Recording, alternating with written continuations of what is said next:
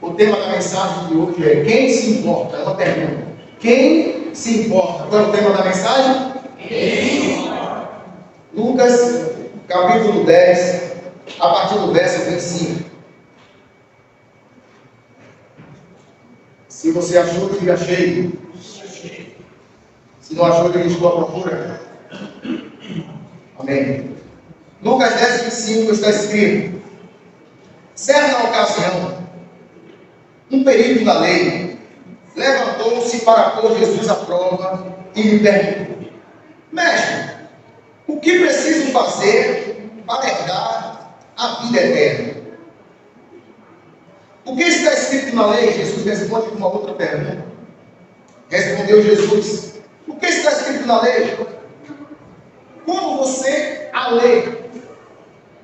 Ele respondeu: ame ao Senhor, o seu Deus, de todo o seu coração, de toda a sua alma, de todas as suas forças e de todo o seu entendimento, e ame ao seu próximo como a si mesmo. Disse-lhe Jesus: você respondeu corretamente. Faça isso e viverá. Mas ele, querendo justificar-se, perguntou a Jesus: e quem é o meu próximo? Em resposta, disse Jesus: um homem descia de Jerusalém para Jericó. Quando caiu nas mãos de assaltantes, estes lhe tiraram as roupas, espancaram-no e se foram, deixando quase morto. Aconteceu que,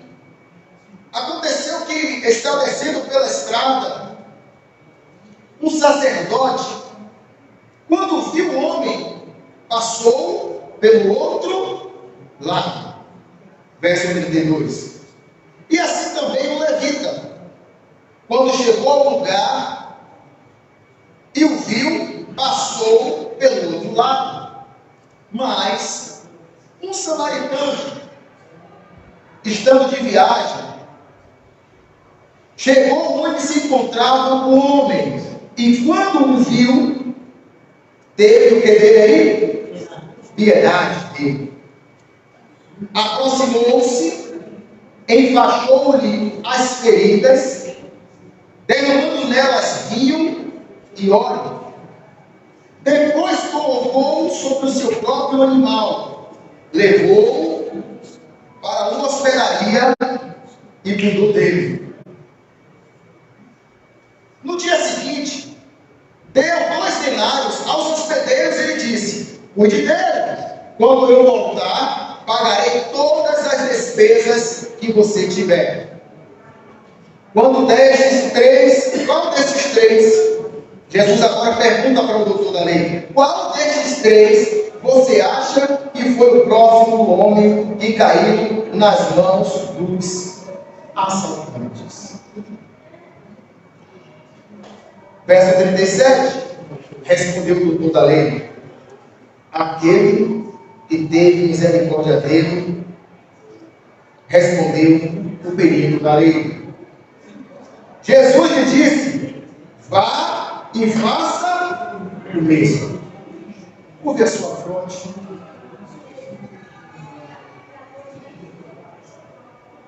Santo Deus, eterno, nós somos gratos ao Senhor pela leitura da tua palavra. Reconhecemos que precisamos da instrução da tua palavra para vivermos para a glória do teu nome. A palavra não é minha, a palavra é tua. Reconheço a minha inadequação e reconheço que é pela graça e pela misericórdia Estou aqui para compartilhar com o povo a tua palavra. A tua palavra é viva, é eficaz, a tua palavra é consolideira. Fala conosco, Pai.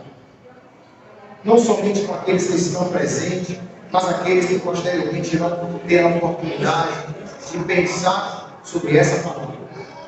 Nós oramos em nome de Jesus, ele já disse. Amém. Nós temos alguns personagens muito importantes nessa história. Nós temos o sacerdote, o levita, o bom samaritano, os ladrões. Interessante que essa história, contada por Jesus, isso aqui é uma parábola, e de antemão quero dizer que parábola é uma história que não é real, mas ela tem como finalidade trazer lição de vida. É uma parábola. Então o Senhor conta uma história, como tem a parábola do filho pródigo.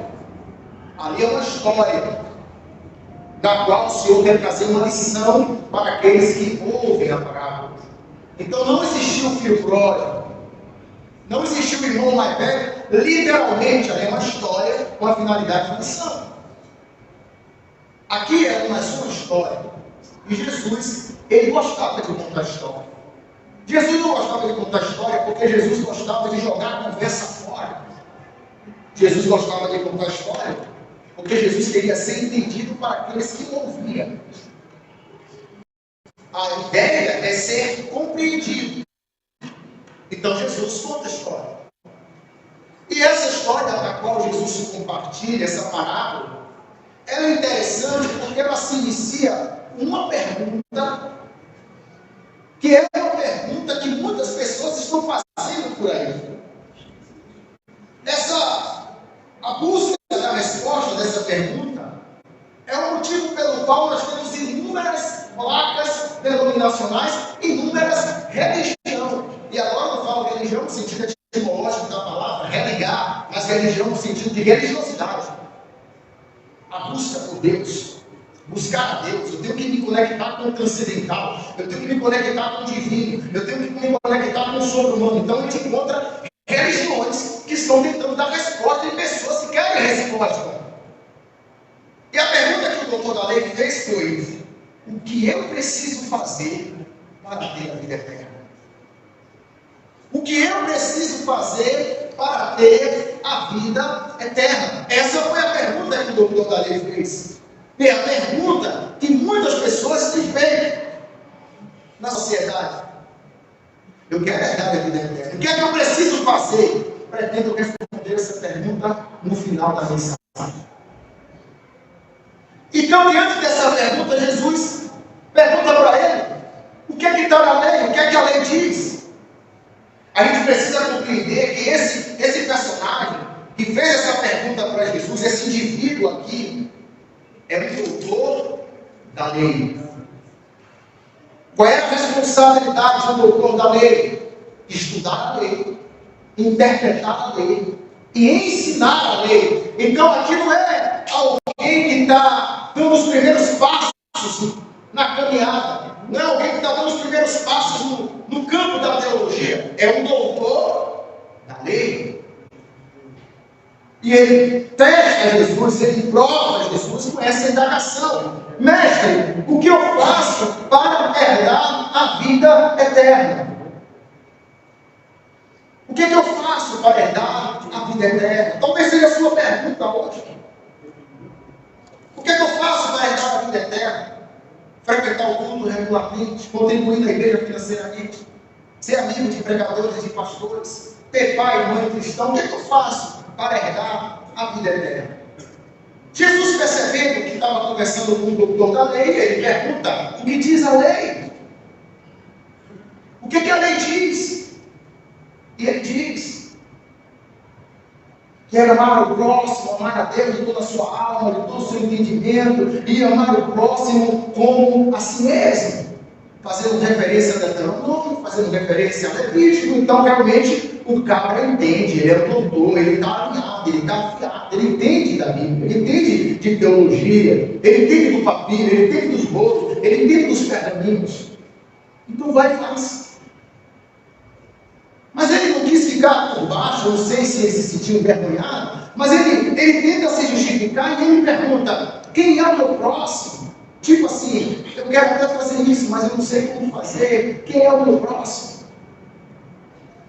E a ideia é justamente essa: olharmos para o outro, olharmos para o nosso próximo. Mas no mundo capitalista, um mundo voltado para o material, quanto mais eu tenho, mais privilégio eu tenho também. Um mundo que quem tem mais manda mais, tem mais respeito, tem mais privilégios, tem mais honra, tem público. E nesse mundo capitalista, dessa corrida de Fórmula 1 desesperada para acumular bens, e detalhe, você não vai levar nada quando você morrer. Você não vai levar nada. Por isso que, como cristão, nosso maior desafio é compreendermos que estamos aqui de passagem, porque se nós não vigiarmos, vamos nos acomodar e achar que esse é o mundo qual o Senhor tem preparado para nós. É só de passagem. Mas nesse mundo tão competitivo, tão capitalista, tão materializado, quem se importa com o homem caído no chão? Quem se importa com o outro que sofre, com o outro que geme, com o outro que agoniza, com o outro que sente dor? Jesus conta essa história. E ele diz: um homem descia de Jerusalém para Jericó, quando caiu nas mãos de assaltantes, e estes lhe tiraram as roupas, espancaram e se foram, deixando quase morto. Aí Jesus inclui mais um personagem na parábola. Jesus diz assim: mas estava passando o sacerdote. Jesus está conversando com o doutor da lei, que tem a responsabilidade, a incumbência, a função, a tarefa, a missão de ensinar a lei, de interpretar a lei, para colocar a lei em prática. Ele está conversando com o doutor da lei, mas agora ele inclui mais uma patente alta, vamos dizer assim, mas agora está passando o sacerdote. E qual é a função do sacerdote? Representar o povo diante de Deus. É um ofício honrado, uma responsabilidade honrada. Mas o sacerdote passando, ele olha para o homem semi-morto no chão, e o que é que ele faz? Ele passa do outro. Ele passa do outro lado. E o homem, na história narrada por Jesus, nessa narrativa, o homem continua lá, semi-morto. Mas Jesus, ele não para. Jesus inclui mais um personagem na história. Ele fala dos levitas. E ele diz que passou o levita, e vendo o homem semi-morto no chão, qual foi a postura, qual foi o comportamento do levita? Ele passou do outro lado. Não só o sacerdote tinha uma função honrada, mas o levita também. O levita tinha uma função honrada. O levita, ele não era só responsável por canções, ele dava um suporte ao sacerdote para desenvolver o trabalho no tabernáculo, para desenvolver o trabalho no templo. Só para o nosso conhecimento é bom, a gente deve compartilhar. Os levitas entendiam de Bíblia. Claro que não é Bíblia naquele tempo, mas para você entender, tá? Eles entendiam da lei. Eles entendiam da adoração. Eles entendiam do que era temor a Deus, do que era reverência a Deus. Os levitas, eles tinham essa noção, essa base, essa consciência do serviço que eles prestavam ao Senhor. Por isso que eu penso, e posso estar equivocado, posso estar errado, mas eu penso que todo verdadeiro crente é um discípulo de Cristo, e todo discípulo de Cristo é um levita, porque levita é serviço. Hoje Testamento, nós não temos uma arca da aliança, nós temos o princípio de servirmos ao Senhor. Então, se você lava um prato na cantina, você lava o prato para a glória de Deus, porque não é o prato da minha casa, não é o prato da sua casa, é o prato que vai servir na coletividade da igreja local. Tudo que nós estamos realizando em nome do Senhor é para a glória do Senhor. Então nós somos serviço, nós prestamos serviço a Deus. Agora, é claro, se eu chegar numa igreja local e dizer assim, eu sou levita, vão me dar uma oportunidade para cantar e vão se decepcionar. Porque a voz é de pato. Mas não é levita no sentido de canções, apesar de que também você serve cantando, mas é levita na conscientização de que nós somos servos do Senhor. E que estamos aqui para servir ao Senhor. E eu quero chamar a sua atenção a algo de suma importância.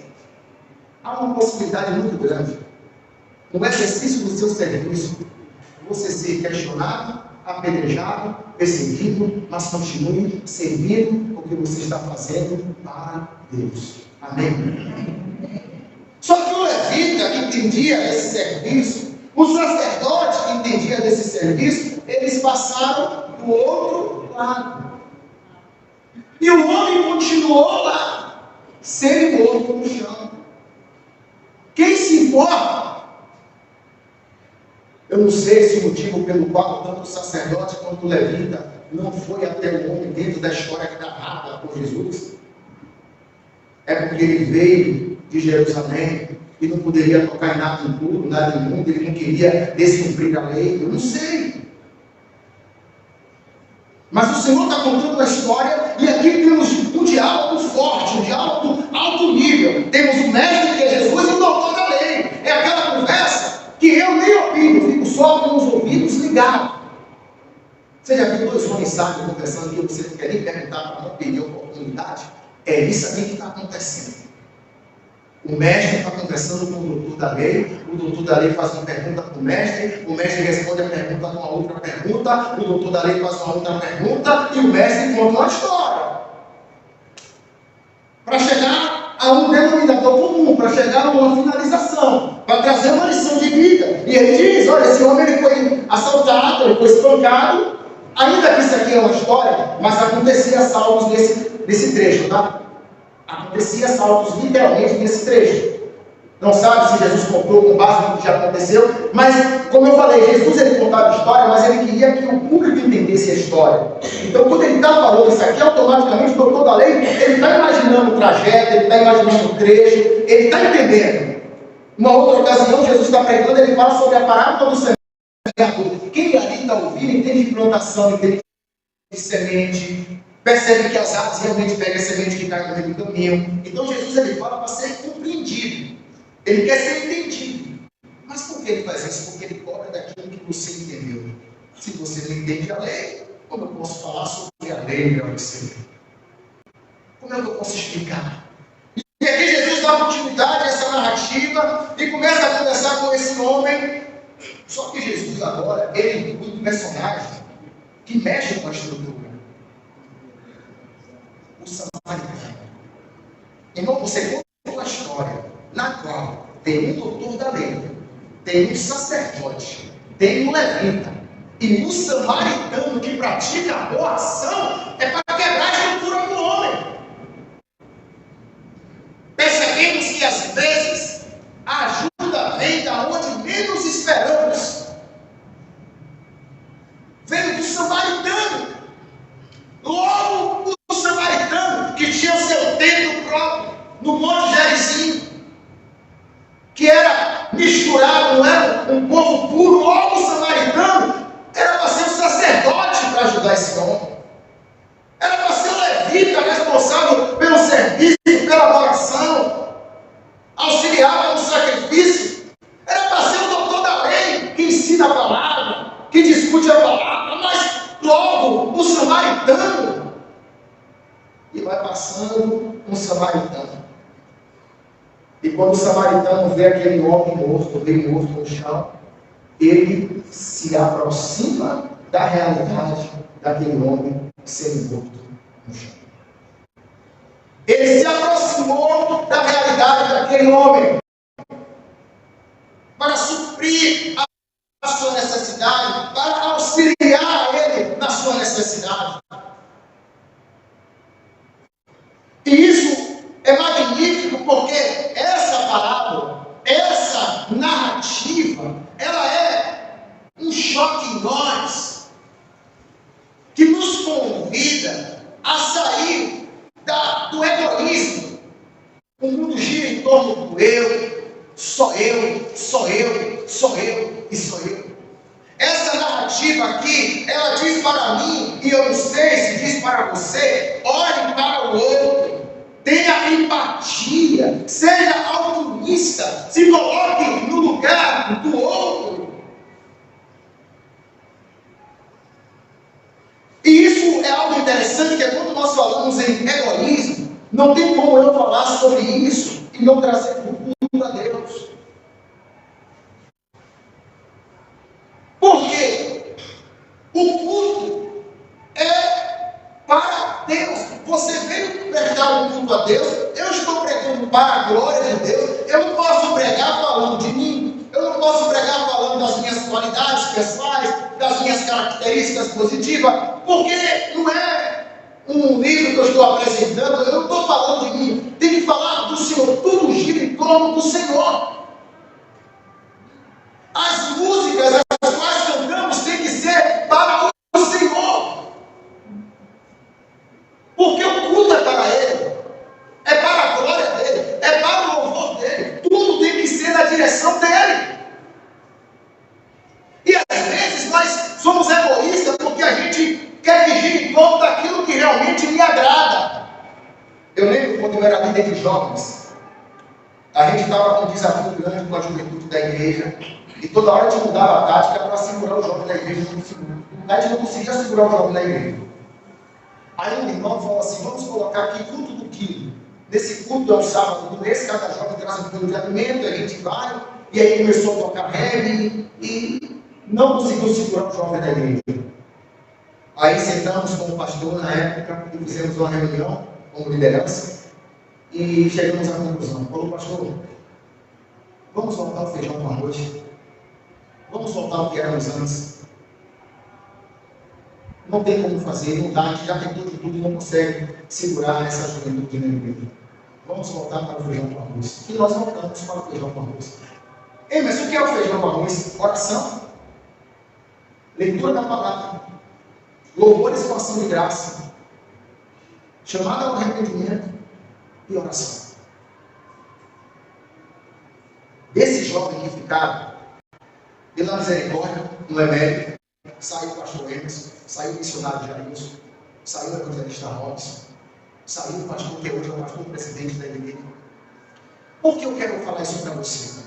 Se nós não tomarmos o cuidado, nós vamos começar a administrar o culto para nós. E quando o culto não me agradar, eu não quero estar nesse culto. A minha oração é que o culto nunca agrade a você.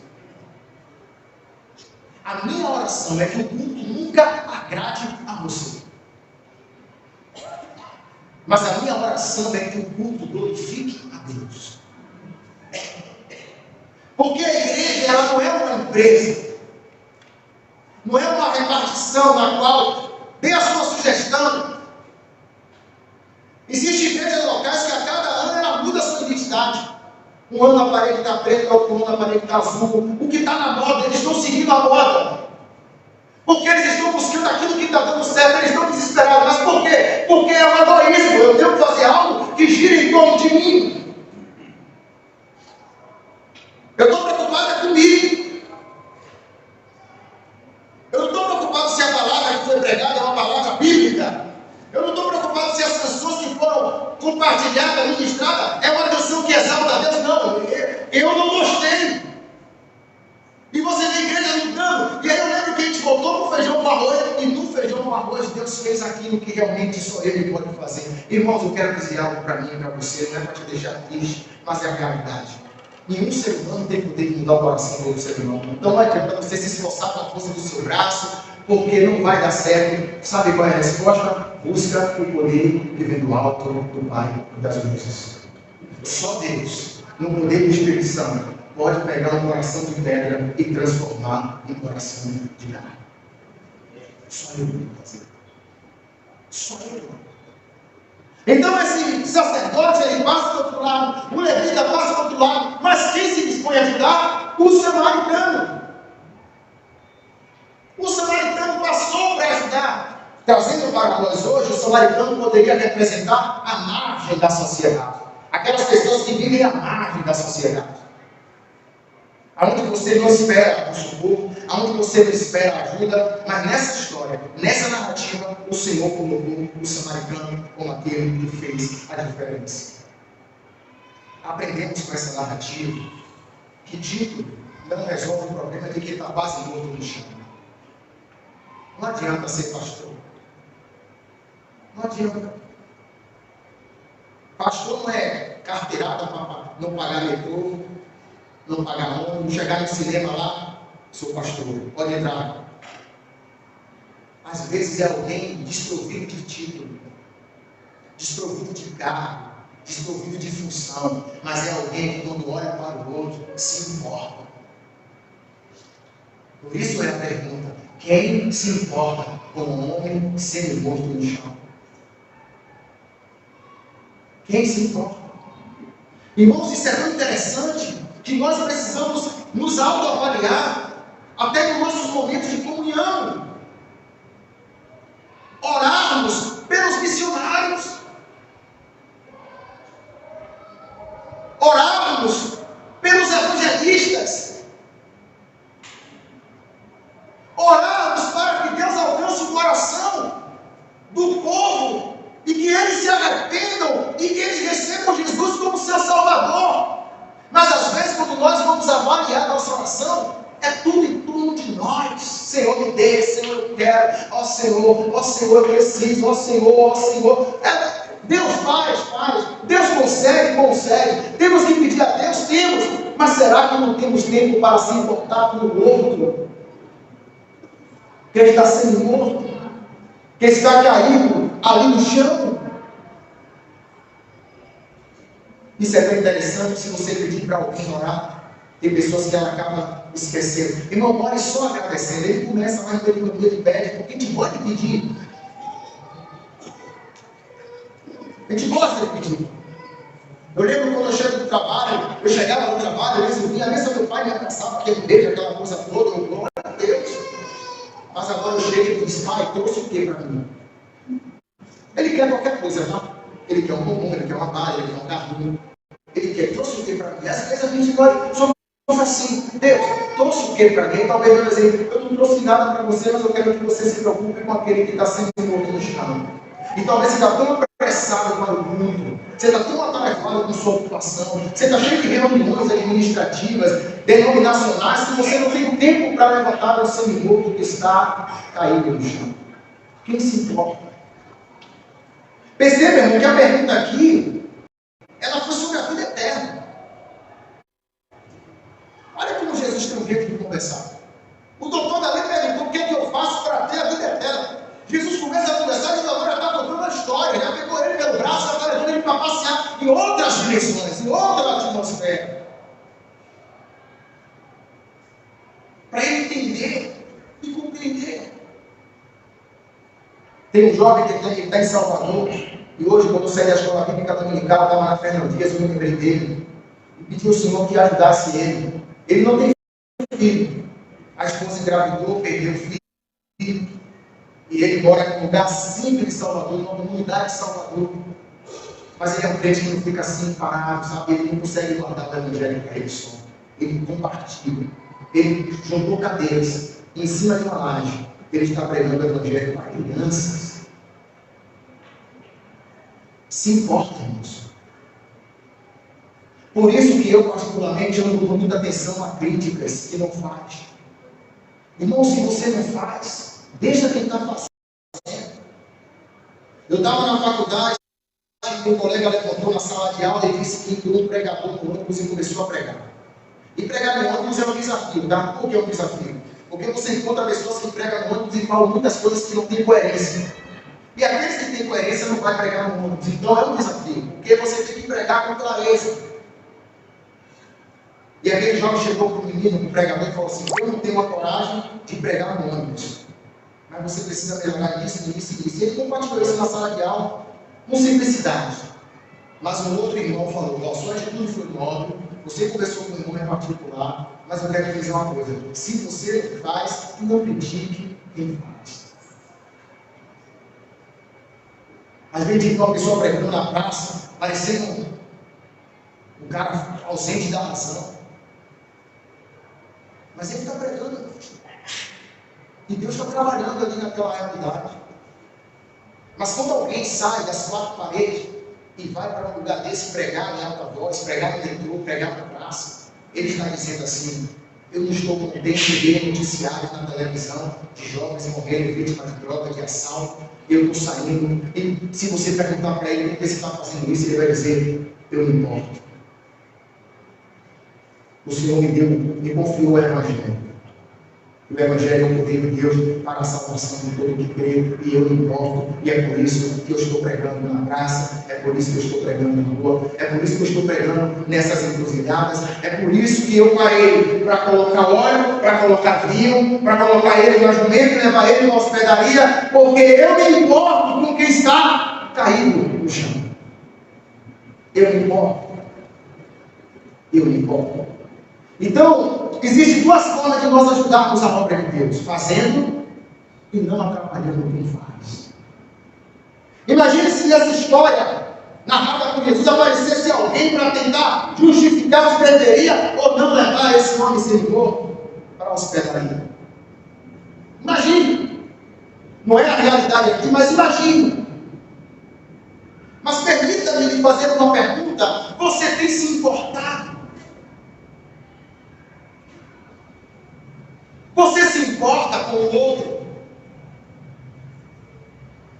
Qual foi a última vez que você orou pelos missionários?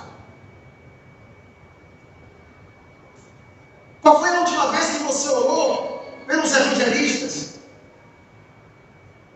Qual foi a última vez que você orou pedindo que o Senhor te encorajasse a compartilhar o Evangelho? Você se importa? Será que nessa história o pastor Emerson é o sacerdote?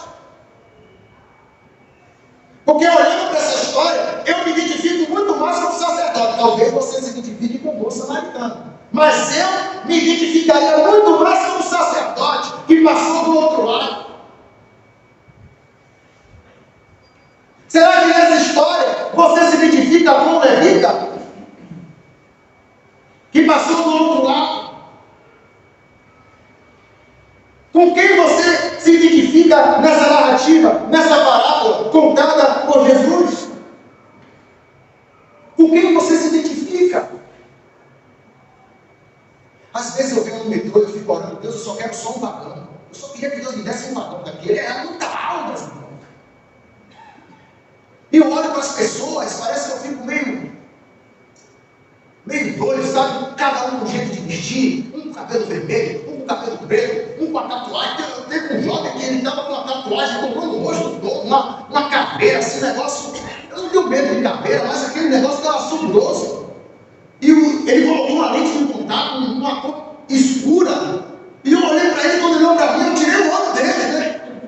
E eu fiquei: meu Deus, que negócio é esse? Aí você fica imaginando, imagina o Evangelho chegar ao coração de uma pessoa dessa. Como é que você vai se aproximar de uma pessoa dessa? Irmãos, eu vou dizer algo para você: não se surpreenda. Não se surpreenda, mas é a realidade, porque eu vivi essa realidade. Salvador é uma cidade dominada pela religião. Cada esquina de Salvador tem uma imagem. A história de Salvador em si é uma história pesada.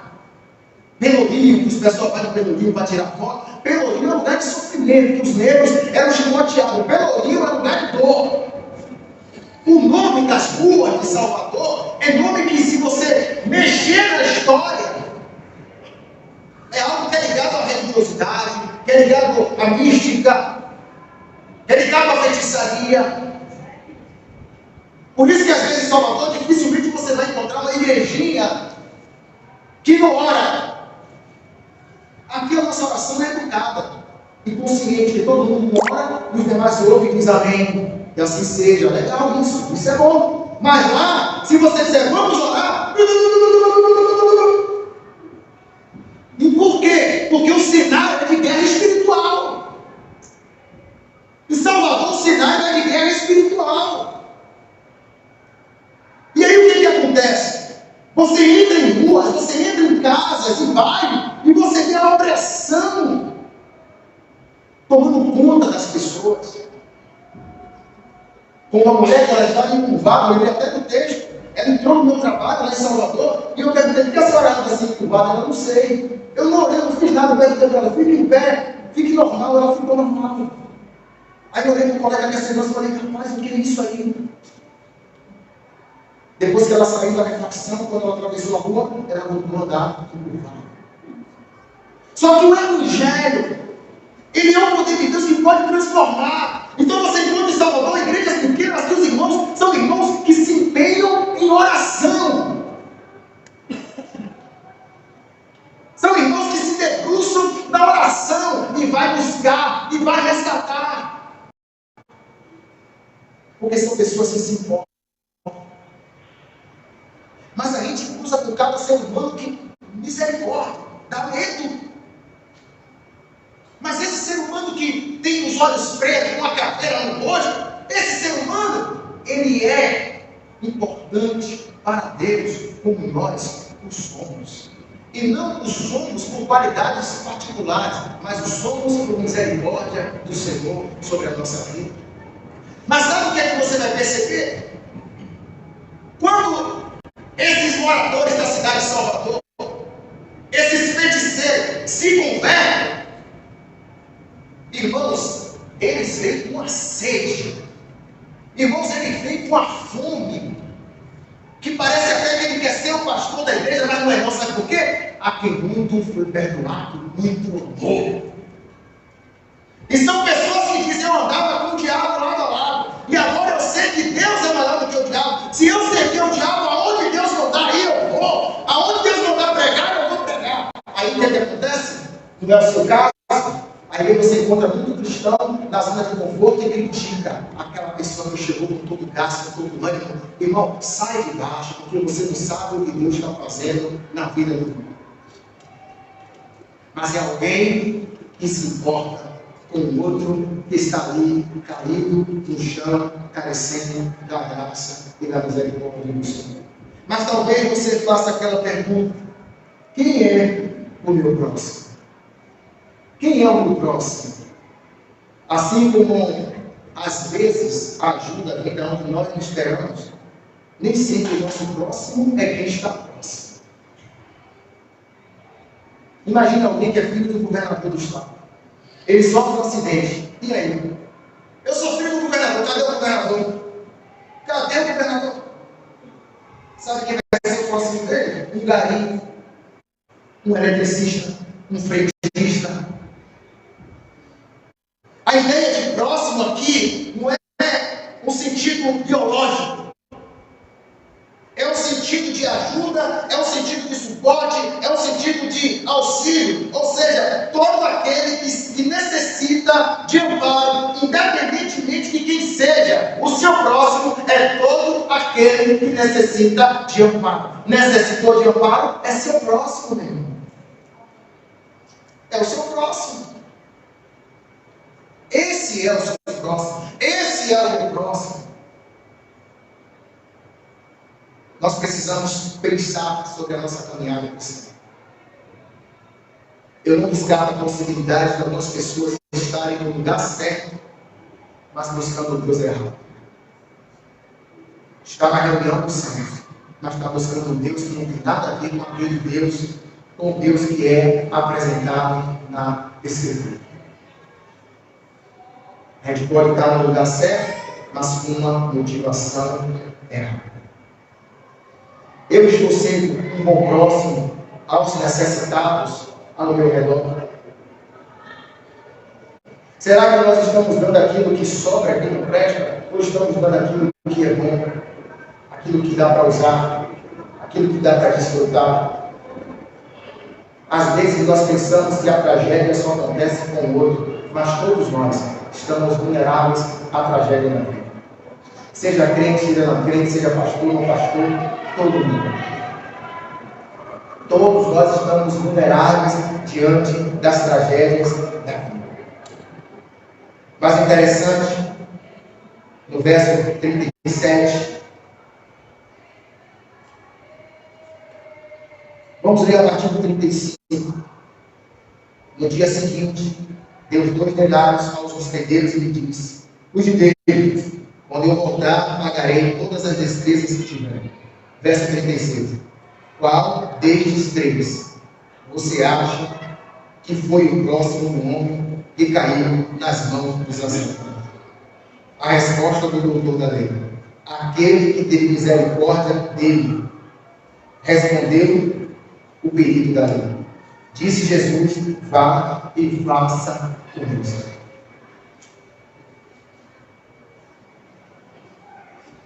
Perceba, irmão, que ele poderia dizer, ele poderia responder a pergunta de Jesus da seguinte forma: o samaritano.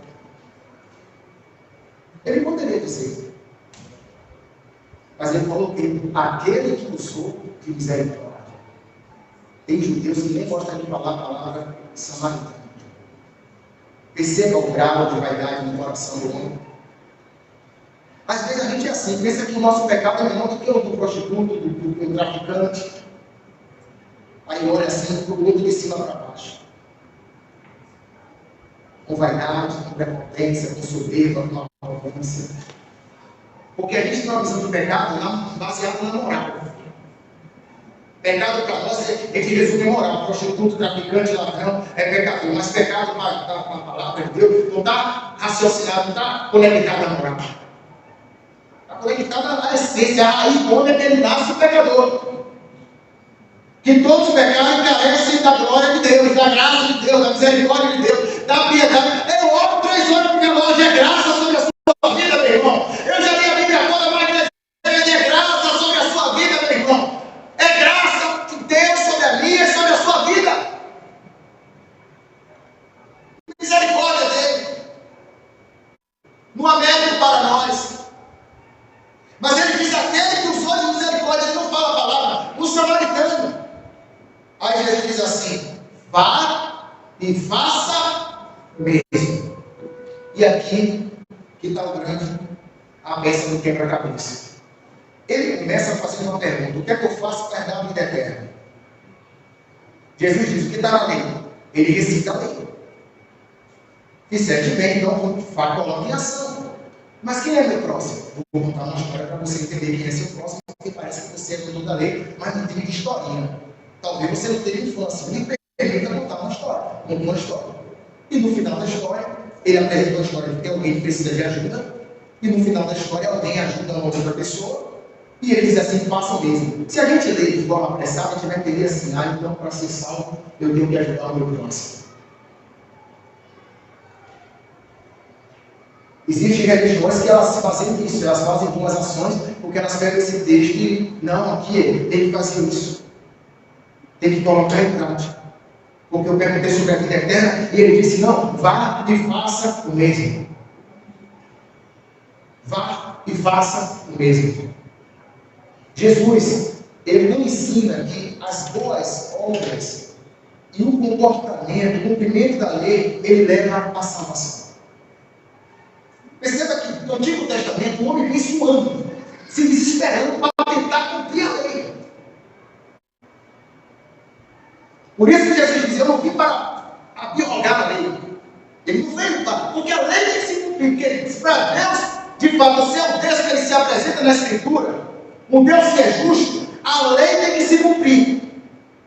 No tribunal divino não tem pizza, não tem corrupção. A lei tem que se cumprir. Mas o homem não consegue cumprir a lei. Então ele diz: eu não vim para abrogar a lei, eu vim para quê? Para cumprir a lei. Ele veio para cumprir a lei. O cordeiro, preparado ali simbolicamente, nas tipologias do Antigo Testamento, apontava para o cordeiro, que é Cristo, que tira o pecado do mundo. E o homem está se esforçando para cumprir a lei. As pessoas estão buscando religiões aí fora. E se você quero a vida eterna. Então eu entro nessa porta, eu vou ali, eu pego esse material, o que o pai lá mandar fazer eu faço, o que o líder lá mandar fazer eu faço, porque o que é que você quer, meu irmão? O que é que você quer? Eu quero a vida eterna. O que ele ensina é que aqueles que são salvos andam nas boas obras e, como regra de gratidão, guarda os mandamentos do Senhor. Você não vai fazer boas obras para ser salvo, porque por ser salvo você tem boas obras. A árvore você conhece pelo fruto. É pelo fruto. É pelo fruto que você conhece. E o Senhor nos concede oportunidades para que possamos viver esse evangelho que nós verbalizamos, que nos impactou com realidade. Ainda em Tiago, capítulo 1, verso 22, está escrito: e sede cumpridores da palavra e não somente ouvintes, enganando-vos a vós mesmos. Uma salvação que não tem fruto, uma salvação que não se identifica com o caráter de Cristo, uma salvação que não apresenta a virtude de um novo nascimento, é auto-engano. Não seja ouvinte da palavra, mas praticante da palavra, conforme nós aprendemos hoje pela manhã na escola bíblica dominical, aula maravilhosa. A Bíblia é um manual. Quando o carro quebra, você pega o manual. Quando você compra um videogame ou uma televisão, você pega o manual. Quando você está enfermo, você vai ao hospital e você é medicado, você vai à farmácia e tem a bula, o manual. A Bíblia é a palavra de Deus. A Bíblia é o manual. Só que esse manual não é para gravar versículo, para externar conhecimento, para disputar em espaço. Não, é para ser colocado em prática. Não seja somente ouvinte, mas praticante da palavra de Deus. Porque gravar versículo não te grava. Eu sou até técnico. Eu chego ali no jogo do Corinthians, do Palmeiras, eu sou técnico. Na teoria a gente é tudo, mas na prática a gente encontra famílias descendo a ladeira em toda velocidade, porque não tem a prática de adorar a Deus com a sua família. Não tem a prática, mas eu quero fazer algumas aplicações desse texto que nós lemos, dessa história. Nós entramos de gaiato nessa história. Eu não sou o doutor da lei, eu não fiz a pergunta, mas a Bíblia está aqui e a gente tem que trazer aplicações para a nossa vida hoje. Quando eu olho para esse texto, eu penso que assim éramos nós. O interessante é que esse homem aqui estava sendo morto, mas o nosso estado espiritual é pior do que o dele. Nós estávamos mortos. Nós estávamos mortos em nossa vida pecaminosa. Mas Deus se importou. Não merecemos, mas Deus se importou. E Ele não enviou o bom samaritano, porque o bom samaritano, perto do bom pastor, não é nada. Ele enviou o cordeiro que tira o pecado do mundo. Esse homem estava nu, arrebentado, ferido. Ele foi assaltado, ele foi furtado, levaram tudo dele, deixaram ele miserável. Eu penso e lembro de Adão quando peca e percebe que está nu e ele se esconde da presença de Deus.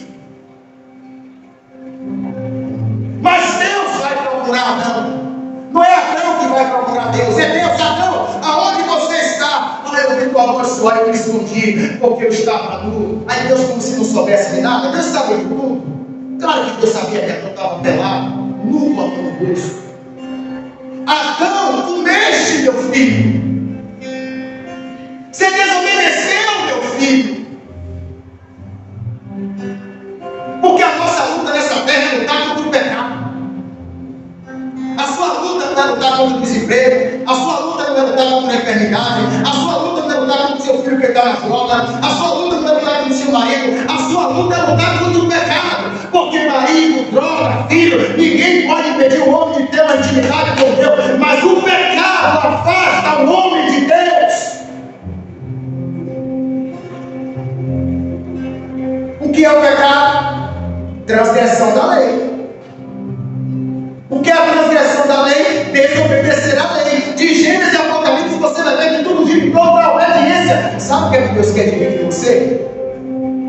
Ele não quer um diploma, segundo grau, ele não quer que você tenha medicina. Você pode fazer tudo isso, mas se você perguntar a Deus o que é que o Senhor quer de mim, Ele vai dizer para você: filho, só obedece, tá? O resto eu resolvo. Só obedece. Só obedece. O nosso desafio é colocar em prática o que está escrito. Meu desafio: amar os inimigos, irmão. Você amar o inimigo é fácil? Não é fácil orar por alguém que se amaldiçoa, orar por alguém que quer o seu mal, quer o seu fim, quer a sua derrota, orar por alguém que quer a destruição da sua vida. Como você consegue fazer isso? Só no poder do Espírito Santo. Mas se eu digo para Deus: Senhor, eu não me importo, eu não vou orar por essa pessoa porque ele quer meu mal, ela quer meu mal, ele me amaldiçoa. Aí Deus chega para mim e sabe por que você está dizendo isso? Porque você acha que ele, que ela é digno do seu perdão. Mas sabe por que você está pensando nisso? Porque você não tem noção do tamanho do seu pecado. Filho, a sua dívida é impagável. Então baixa a sua bola e perdoa. Porque quem tem o direito de questionar sou eu. E eu não estou questionando, eu estou estendendo a mão, eu estou dando uma oportunidade. Assim éramos nós, caídos em nossos pecados, despidos, feridos, mas o Senhor, Ele nos amou e enviou o Filho dele para morrer por mim e por você. E é por isso que você está aqui, é por isso que você é crente, é por isso que você fala graça e paz, é porque o Senhor te amou primeiro. Interessante que no Antigo Testamento, na Páscoa, que a palavra Páscoa quer dizer passar por cima, na qual os filhos da morte entravam para matar os primogênitos, o Senhor dá uma ordem para o povo hebreu comer os cordeiros de família. E tem algo que o Senhor faz que é interessante. Ele diz assim: pega o cordeiro também e compartilhe com o vizinho, com o povo hebreu. Traga o cordeiro, traga ele para comer. Talvez a família pequena, a família grande, traz ele para comer. Compartilhe o cordeiro. Quando você evangeliza, quando você prega o Evangelho, você está compartilhando o cordeiro que tira o pecado do mundo. Quando você se dispõe a pregar o Evangelho, você está dizendo: eu me importo com quem está caído no chão, eu me importo com aquela casa que está destruída, eu me importo com aquela mãe que chora porque o filho sai na sexta-feira e não tem dia para voltar, eu me importo com aquela mulher que é agredida pelo seu marido, eu me importo por essa briga que eu ouço todo dia no meu vizinho, me incomoda, e eu oro: Pai, que o Evangelho alcance ela, que ela vai te ligar, que o teu Espírito Santo faça o que eu não posso fazer. Eu me importo. Quem se importa? Quem se importa? Se coloca de pé.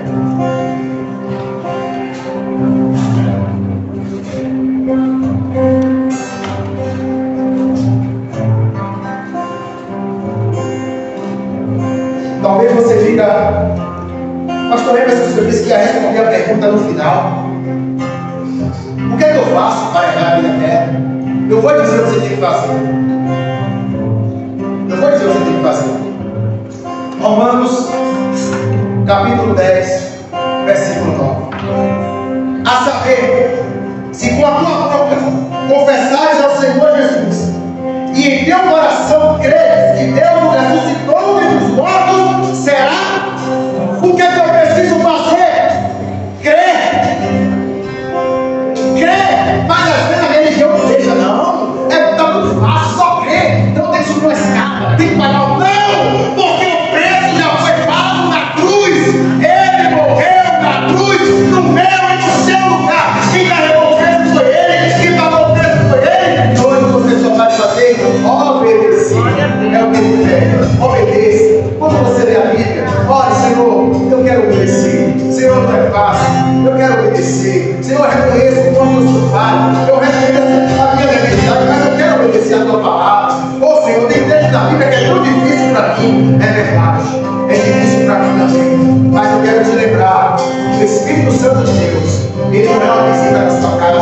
que habita em você, capacitará a colocar em prática a palavra do Senhor.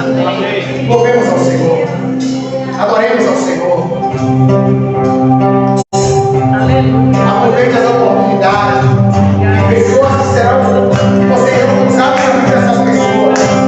Você vai ter resposta de Deus. Você vai compartilhar o Evangelho. Você vai se importar com ele. E Deus vai te usar o poder sobrenatural.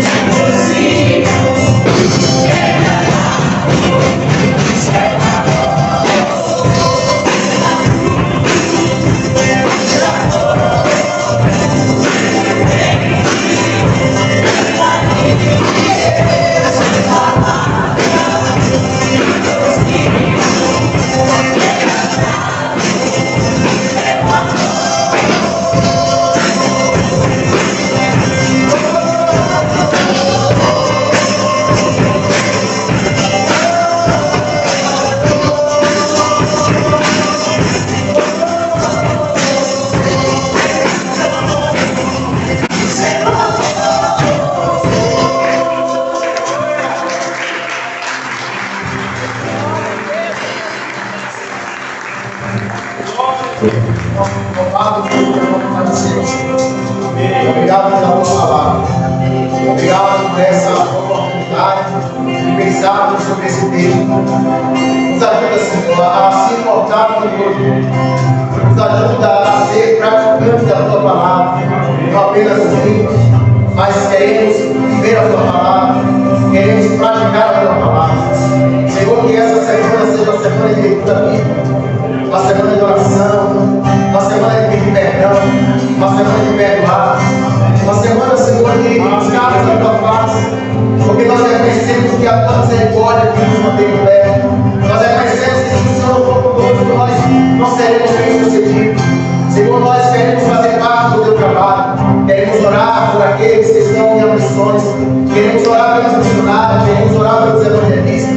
Senhor, tira a timidez, tira a vergonha, tira o medo de compartilhar a Tua palavra, abre a porta da evangelização, nos dá uma oportunidade de falar do Teu amor e que possamos fazer parte desse projeto, porque a seara é grande, mas os trabalhadores são poucos.